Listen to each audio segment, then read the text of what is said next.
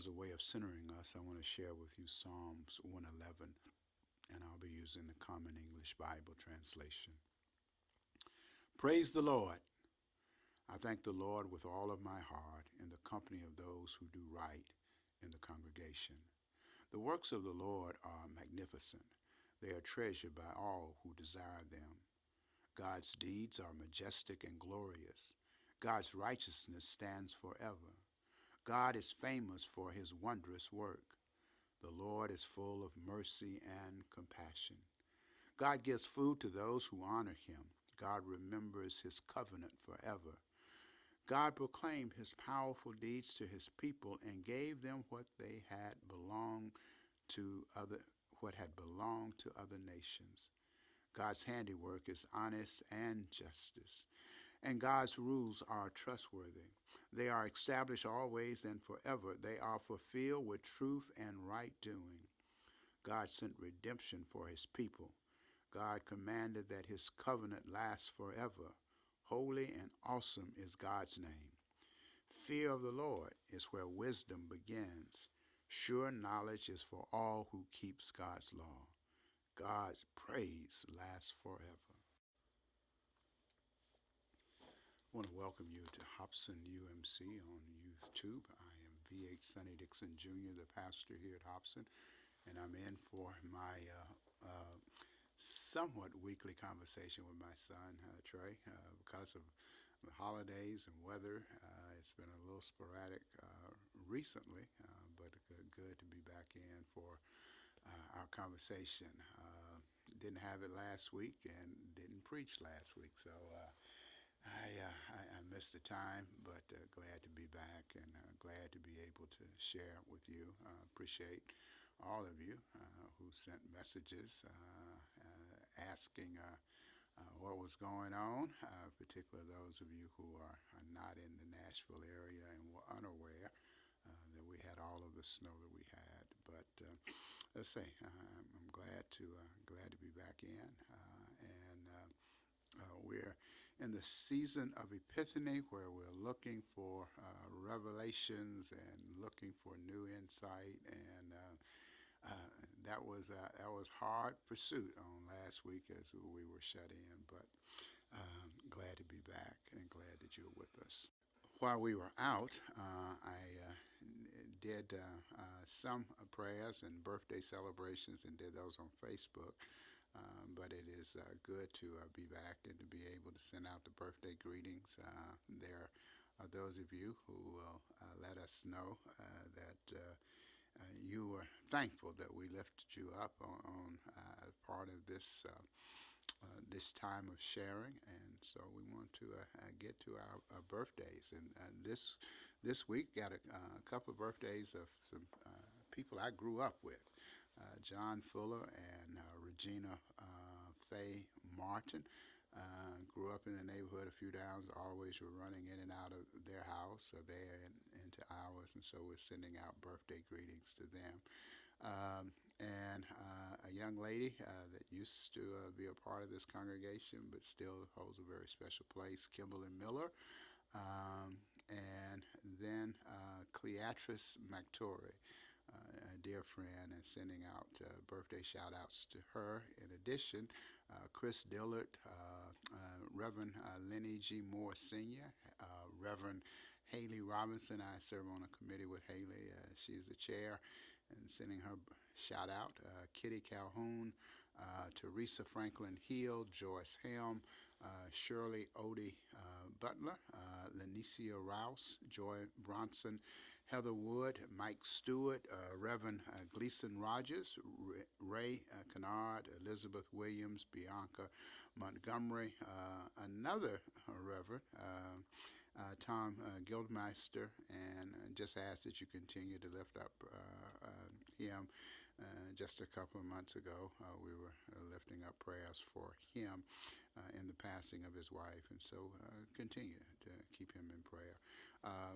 Back to our birthday, Lorenzo Washington, classmate of mine, Ed Grimes, Trey Collier, a friend of Trey Dixon, Jasmine Antonio, Martha Wetterman, John McFadden, Rick Glaze, Brittany Halen, Rosetta Davis, Lawrence Tomlinson, great singer in our community, and sung with him, nowhere near as good as him when I was in junior high school, but known him for that long.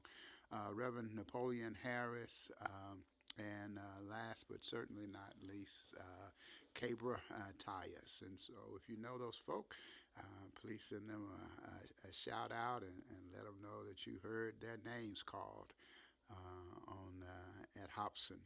And then I just want to ask that for prayers for the family and friend of Patricia Toddy. Celebrated her life a little over a month ago, a couple of months ago, and her birthday is this week, and so I'm sure there will be special memories, and ask that you lift them up. And then the family and friends and many members of Reverend James Turner Sr. His birthday would have been this week, and so we send out heavenly shout outs to them. And then last, ask that you be in prayer for a dear friend, Barbara Frazier, as she remembers her sister. The anniversary of her death takes place this week, and that's Janetta Frazier Walker. And we continue to be in prayer for our community, in particular praying for all of those who were impacted by the recent storm, and as people are getting back on their feet and beginning to move back around. So we're just asking for prayers for them. Also asking for prayers if there was, like to think that with all of the things that were going on with the weather, would have been hard for people to get around, but there were certain shootings that took place and a couple of killings that took place within our community. So we are people who are still praying for those in violence and the kind of division that exists within our community, and we ask for prayers for that. And also just want to just lift up, there was a celebration this week for the 15th anniversary of the English-only bill that was defeated by the citizens of Nashville. Hard to believe it was 15 years ago, but certainly not hard to believe that the kind of effort and energy that went into making sure that that bill was defeated, that referendum was defeated.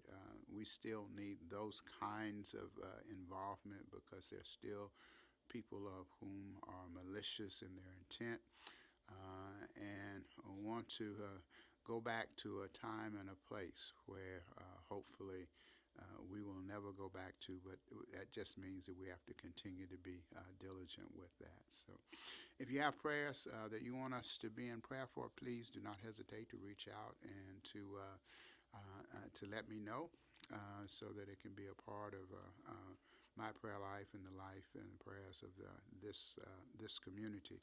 And as I close, I just want to offer up a prayer. Did have a special request for a person whose son has finally agreed to go to treatment, and so we pray for all of those who are in treatment and praying for them to have strength, and then we pray for those who are providing care and support as they deal with issues around addiction. Our reading for this week, which is the fourth Sunday of Epiphany in Year B, comes from Mark's Gospel, and I'll be reading from the first chapter, verses 21 through 28. Jesus and his followers went to Capernaum. Immediately on the Sabbath, Jesus entered the synagogue and started teaching. The people were amazed by his teaching, for he was teaching them with authority, not like the legal experts. Suddenly, there in the synagogue, a person with an evil spirit screamed, "What have you to do with us, Jesus of Nazareth? Have you come to destroy us? I know who you are. You are the Holy One from God." "Silence," Jesus said, speaking harshly to the demon. "Come out of him." The unclean spirit shook him and screamed. Then it came out. Everyone was shaken and questioned among themselves. What's this? A new teaching with authority? He even commands unclean spirits and they obey him. Right away, the news about him spread it throughout the entire region of Galilee. And this is the word of God for the people of God. Thanks be to God. Well, Sunday will be a little interesting, in particular, going into this passage after having not been present this past Sunday, where we would have discussed yet Mark's sharing of the calling of the disciples and them kind of assembling. And probably would have used that to set up this week's message. For this one is the first miracle, if you want to say miracle or event, is the first public display of ministry for Jesus in Mark's gospel. Of course, in others, and we have that in John, we believe that his first act was the changing of water into wine, and we have some other kinds of things and some sharings about what's going on. But for this, for Mark, it all starts with this one. And what a way to start. Now, I certainly am one of those who probably believes that there were some other things that Jesus had done before he actually got to Capernaum on this Sabbath day. But for Mark and the telling of the story, in particular when we look at Mark and realize the conflict that was always, and the tension that always was existing between Jesus and those in authority and those who were teaching, you can understand why for him it was significant to say this was the first one. I think first of all, it's interesting that in some of the other stories, I mean, it takes place out, in the community, or in the case of John, it takes place as he's with his mother at one of her friends' house.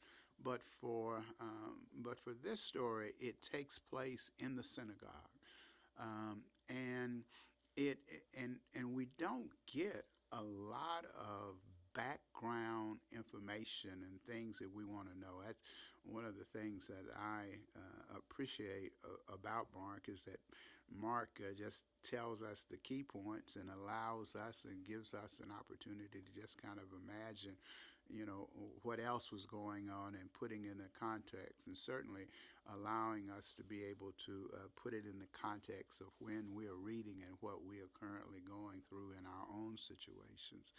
So, so the story that it says that Jesus goes, gets into town, and on the Sabbath, he goes to the synagogue where he is starting to teach. And the people who are there, who are listening to him, are amazed at his teaching.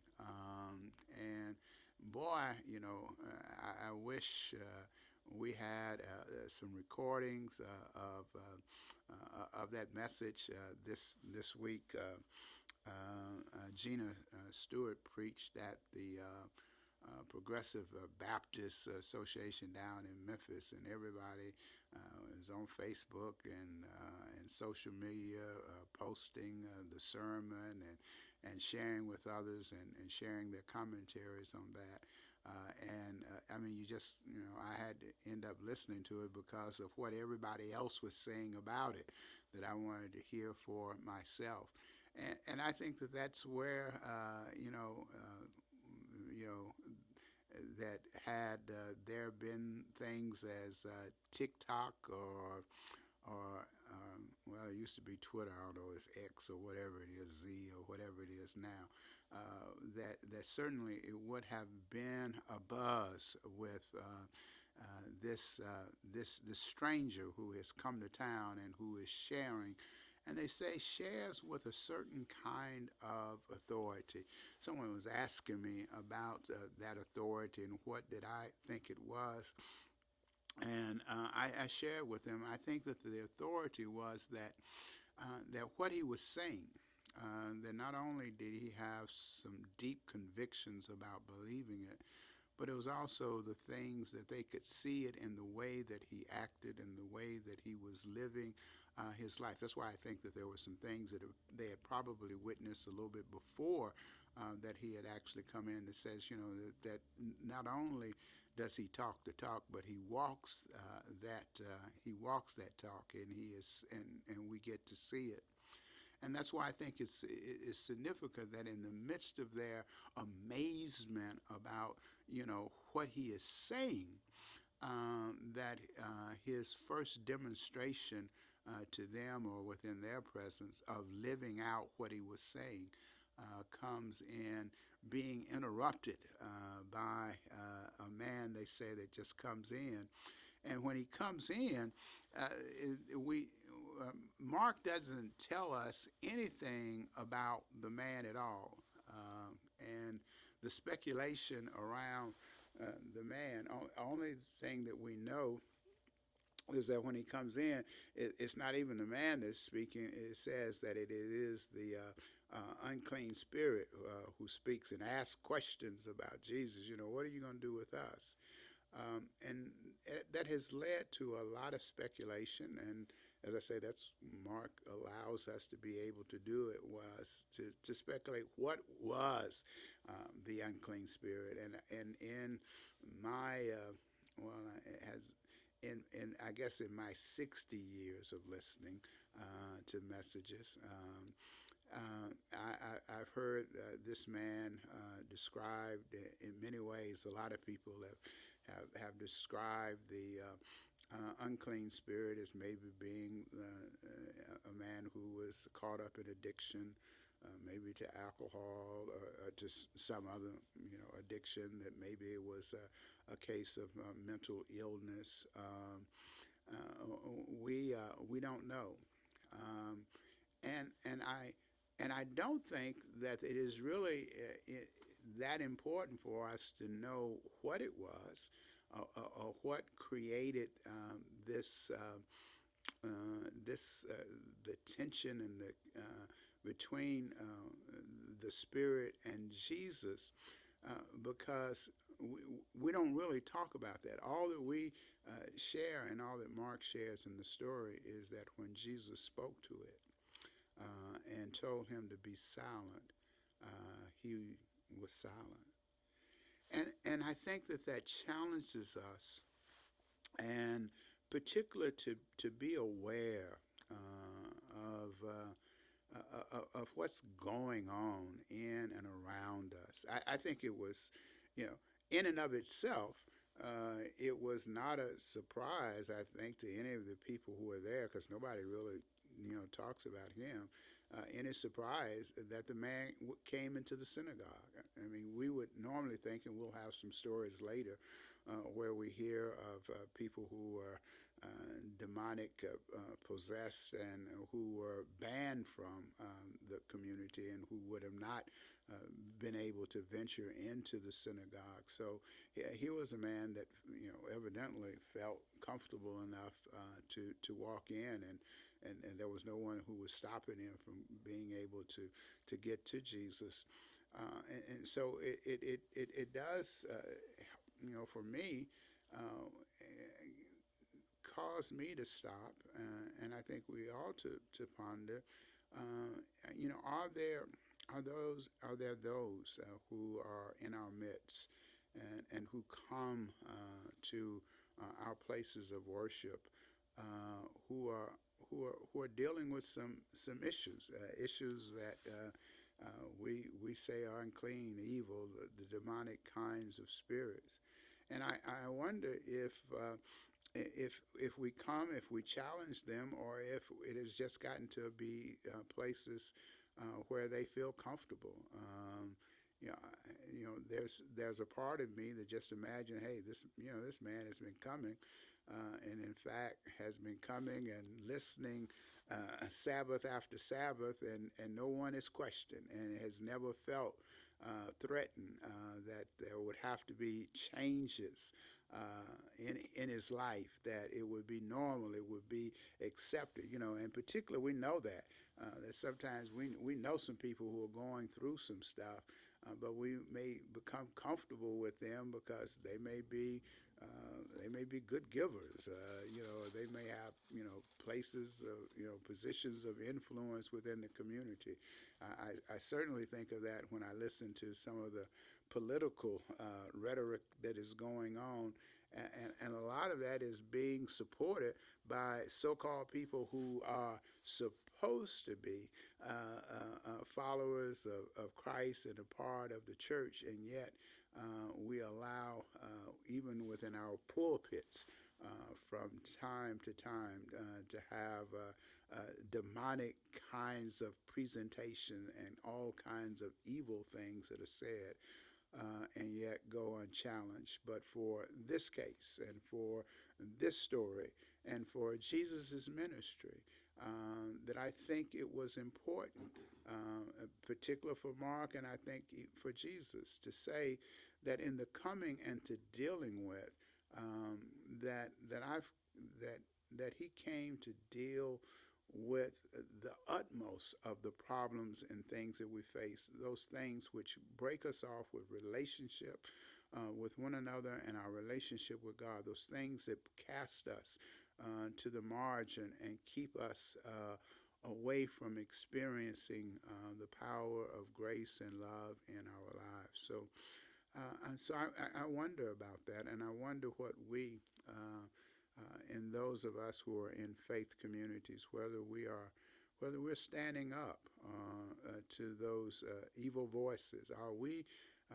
Do we have the kind of boldness and the authority to stand up and to say, no, you got to be silent, because we're not dealing with that in this place, and we're not accepting it, because what is more important for us is for us to have those opportunities to love and to care, and not those kinds of things that divide us.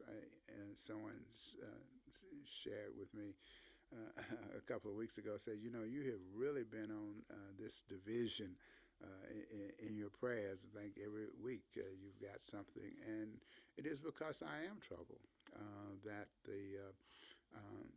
that we have grown, we have become more accepting of evil. We've become more accepting of being divided and those things that separate us and keep us apart. In the prayer time, I talked about the English only, which was a thing of saying, you assimilate, and if you don't do it the way we want you to do it, then you cannot be a part.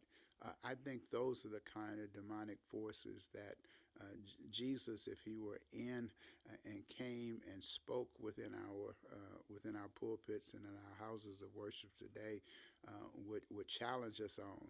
We're more likely to talk about war and choosing sides than we are about choosing peace and how it is that we love one another. So I hope and I pray that as I stand and as I share, that I might be one who might speak with authority, and the authority would have to be for us and for me and for those of whom want to claim to be followers, to speak the truth, and to speak the truth in love, and to have the boldness and the courage to say to the unclean spirits that are in our midst, you need to be silent, and you need to come out of him. And so that's what we'll work with. We'll see. Hopefully, we'll be looking forward to getting back after being out this past week, and certainly hoping that the weather this weekend will cooperate. So, amen. Well, how things going, Mr. Dixon? Things are going pretty good. How they going with you, man? Going pretty good. All right, all right. Got a couple of things that up in the air, but just trying to keep the balls floating around. So There you go. yeah. But I guess let me just get straight to it because I had a call earlier Mm-hmm. from a person who listens to us from time to time, but is a friend and had called to talk and to ask me about why I was not at a reception that was for the English only, and I said, well, yeah, I knew about it when it was on Monday morning, but it got canceled on Monday morning, and I did not open my email well, I didn't open it until today. That let me know that it was being moved to Tuesday night. Mm-hmm. And so he was telling me, oh, it was a good celebration, and even your name was mentioned, and da da da da. And he said, but I was looking for you because I missed you last week, and I didn't hear the rest of your predictions. And you all had made some predictions on who was going to win, and how are you doing? So how how how did you do? Oh yeah, yeah. No, I didn't do too good. Well, I know you missed on one, Well, but I missed on all of them. I think. well, Yeah. so that are you telling me that that No, the I picked Baltimore. I picked okay, Baltimore to win. okay, I picked okay. Baltimore to win. Uh, Well, hold on. I'm trying to. No, that was the first round. So I picked the Texans. They lost. uh, I picked the Cowboys. They lost. of course, you picked you out. Yeah, I picked us. We lost. Right. Um, I tried to I find a think, piece of paper, yeah, but I think I picked the Bills. Maybe. so you picked the Bills to beat the Chiefs at some point. No, the Bills played who first? Oh, you mean the first time Because around? 'cause I didn't make any predictions for the second round No, because but we I'm didn't just go. trying to say, Oh, did you have any team? Did you pick anybody that is still playing?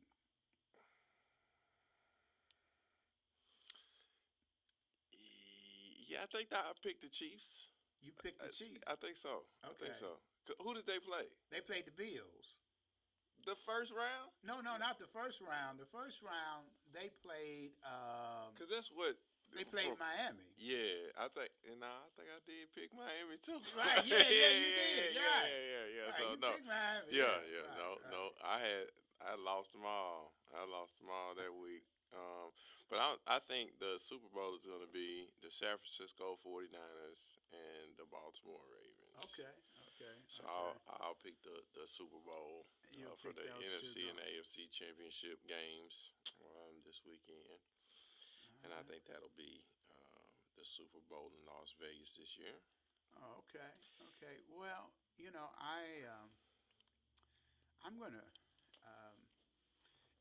there's a part of me that would like to see Baltimore and Lamar, but then there's also a part of me that would like to see Kansas City, and part of the reason I am a Kansas City, or I pull from Kansas City from time is because of you, because Yeah. when Andy Reid was at Philadelphia, I started following him then, and kind of pulled for him, and then when he left, I still wanted him to do well, and so I was looking, but and then but I think I probably have just got Harbaugh overload. I mean, between his brother and all of that going on.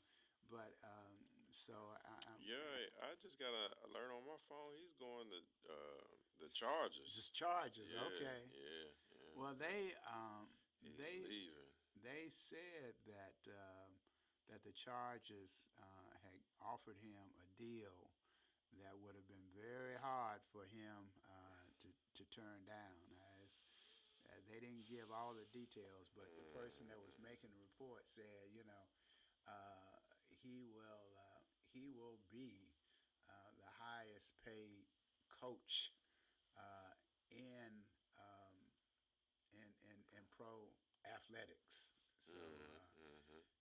that will be interesting, and we'll have a lot of control. So we Yeah, will see. We yeah, will see. yeah. We'll see how that pans out.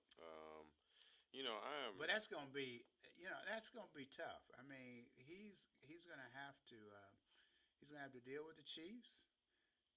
He's gonna have to deal with, uh, isn't that the Raiders? Uh, I mean, what is that? I mean, the AFC AFC West, West. and Yeah. so So that's Seattle. Broncos. No.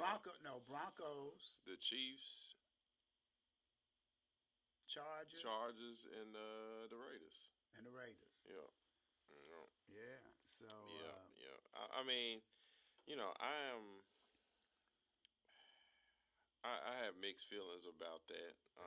yeah, Saying that, oh well, I won a national championship, and now I'm gonna advance and go back to the pros. That to take that stance, and not saying it's not the better situation or the better choice for your family and for your professional career, but to kind of leave in this way from the University of Michigan, where you have been, trying to get to a point where you are a national championship for the past decade or yeah. so. And then once you get there and you win, and you just say, "Oh, okay, I'm gonna leave now."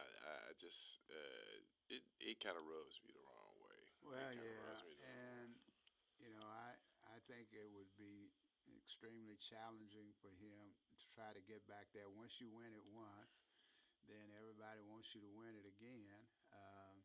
I think it took him what 6 or 7 years to finally get to the place where he beat Ohio State, and so he'll have that same kind of Hmm. feeling probably with Kansas City as he. Yeah. We'll see what Joe Herbert will be able to do, uh, but what they're talking about, the kind of money that he's getting, even if you don't do well, he's gonna get paid. He's gonna get paid. Right. So, Right. Right. and then the other game is San Francisco The Lions. and the line. I just got to pull for the Lions. Yeah. To not to have ever been there, and man, they said last week that the tickets were the highest ever of a non, championship kind of game of people trying to go and see, to see that game. So I'm hoping that they do. I know that because of your good friend Stephen West, I hope San Francisco does well, because of him. But there's a part of me that would like for the Lions to win, and I believe that's Mason's team, because he keeps telling me he's pulling for the team in the blue, and then when they came on, he said that's my team since the green is not in, and I was assuming the green was the Eagles. So yeah. So Yeah. Yeah. He's gonna pull for the Lions. yeah. So I think he likes that color. right. So Yeah. yeah, and yeah, because he made me go get some jelly beans, so he will have some blue jelly beans to watch the game this Yeah. weekend. Yeah. So Yeah. well, I think that's about it. I wanted to be quick tonight, because it's still kind of working some things out, and got a Zoom meeting tomorrow morning. I got to deal with, and so but I wanted to check, and because they asked about they they they were following your prediction and had tuned in to see how we did, and then we did not do it last week. So Yeah. Yeah. so Yeah. we have, and we will see who's gonna make it. Yeah. You are pulling for San Francisco Baltimore. and Baltimore, Yeah. and I'm I going. think they're gonna win. And I just so will be, I'm gonna pull for Kansas City and Detroit. So Yeah. that means one of us Yeah. we'll have a team. So since we picked all four of them. So, All all right, right, all okay. right. Well, I want to thank you for spending a little time with us, and hope this, as we and I am getting ready for the message, and also getting ready for the games this weekend. Everybody was kind of shut in, and didn't get to go out, and didn't get to go to service, didn't get to watch games with friends, and so we're excited about this weekend, and just want to lift you up. But while we're doing that, we also just want to encourage you to continue to be safe, continue to check on one another, and that while there are times of celebration, there are those who are a part of our communities who are going unnoticed. And I just want to pray that each of us will notice our neighbors, and to reach out, and also did not lift up the in the prayer time, but do want to just continue to pray for those of whom are dealing with some issues around their health, and we share those with you. And so, once again, thank you, and take care.